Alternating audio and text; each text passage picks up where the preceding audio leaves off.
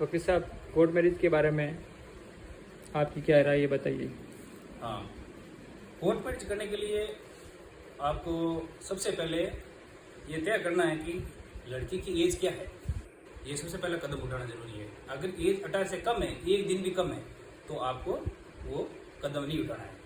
18 plus में सबसे पहले आप आधार कार्ड के आधार पे 18 प्लस नहीं माने। एज गर्ल्स की एज जो है वो कम से कम 18-19 के बीच की बर्थ सर्टिफिकेट में या फिर स्कूल की फर्स्ट मार्कशीट में होनी जरूरी है। उसके बाद ही कोर्ट मैरिज के लिए कदम उठे, नहीं तो आपको केस झेलना पड़ सकता है, पोक्सो वगैरह होता है।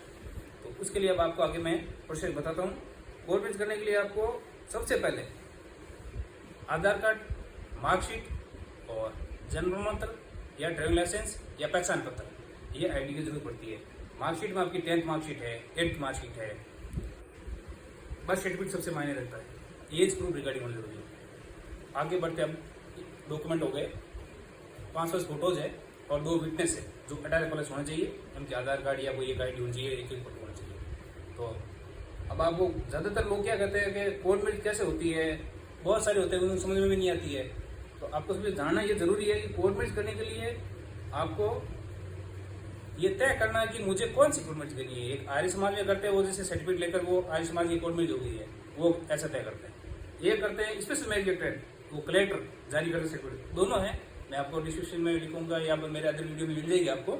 वो जो कलेक्टर मैरिज सर्टिफिकेट देते हैं, जो ऑफिसर होता है, जो कलेक्टर खुद IAS ऑफिसर जारी करता है, वो 30 डेज के बाद करता है। इंटरकास्ट मैरिज में वो भी जरूरत पड़ती है सब जगह, जैसे गवर्नमेंट स्कीम में जरूरत पड़ती है तो वो जरूरत पड़ती है सब जगह। फॉरेन में जाना हो तो वो वही मायने हैं। आर्य समाज में क्या है कि फिर बाद में आपको रजिस्ट्रेशन करने के लिए अब निगम में रजिस्ट्रेशन कराना पड़ता है, जैसे शादी की। तो अब आपको ये फाइनल होने के बाद अब आप चाहेंगे कि मुझे तो बस 7 डे तत्काल मैरिज हाथों हाथी करनी है, तो आपको Arya Samaj marriage best option है, कर लीजिए। उसके बाद आप प्रोटेक्शन ले लीजिए हाईकोर्ट से। प्रोटेक्शन के लिए रिट पिटीशन होती है, वो 1-2 दिन मोस्टली आपको मिल ही जाती है। प्रोटेक्शन, पुलिस प्रोटेक्शन, SP के नाम की, थाने के नाम की, जो आपको सुरक्षा मिल जाती है। ज्यादातर क्या होता है, गुमशुदगी दर्ज होती है ना, तो फिर आपको वो प्रोटेक्शन आपके काम आती है। तो उसमें सुरक्षा, पुलिस सुरक्षा मुहैया कराती है। उसके बाद आपको कोर्ट मैरिज में जब 30 डेज वाली स्पेशल मैरिज में करनी हो, तो सबसे पहले कपल जो पेश होंगे ना, उसमें लड़का लड़की कलेक्टर के सामने पेश होंगे। और स्पेशल मैरिज एक्ट में उसमें आपको दोनों के सिग्नेचर होंगे और वो मार्क कर देंगे। 30 दिन का नोटिस जारी करेंगे। ज़्यादातर क्या होता है, नोटिस जाते भी हैं, नहीं भी जाते हैं। तो अगर जाते हैं तो फिर परिवार वाले आपत्ति जताते हैं, उसके बाद भी आपको पेश होते हैं। तो वैसे 18 प्लस होते तो वो जारी कर ही देते हैं, आपत्ति के बाद भी करते ही हैं ज़्यादातर मोस्टली।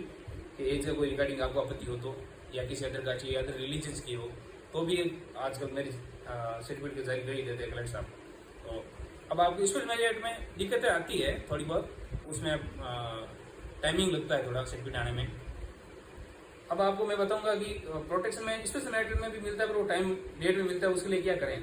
तो उसके लिए अब आपको एक लिव इन रिलेशनशिप बनाना चाहिए, सबसे जरूरी कदम। ओके, आपको 2 दिन बाद भी अगर लड़का लड़की को अलग कर दे, उसे प्राइवेट पार्टी आ जाए, लड़ाई झगड़ा हो जाए, उसमें क्या है कि आपको लिव इन रिलेशनशिप बना के पुलिस प्रोटेक्शन लेनी चाहिए। और फिर परिवार को एग्री करना चाहिए कि हम अभी सहमति से साथ में रह ही रहे हैं, अब आपकी मंजूरी हो तो हम शादी करें, या परिवार की राजी से शादी करें। तो ऐसे परिवार मान भी जाता था ज़्यादातर समाज में, और वो परिवार लोग अपनी मर्जी से शादी करवा देते हैं। ये है कोर्ट मैरिज का सबसे बड़ी ऑप्शन और शॉर्ट प्रोसेस है। तीनों तरह के बता दिए मैंने आपको, लिव इन रिलेशनशिप में बता दिया, और आर्य समाज में बता दिया, और कलेक्टर मैरिज स्पेशल एक्ट में बता दिया। आपको वीडियो अच्छा लगा हो तो सब्सक्राइब कीजिए और लाइक और शेयर कीजिए। धन्यवाद।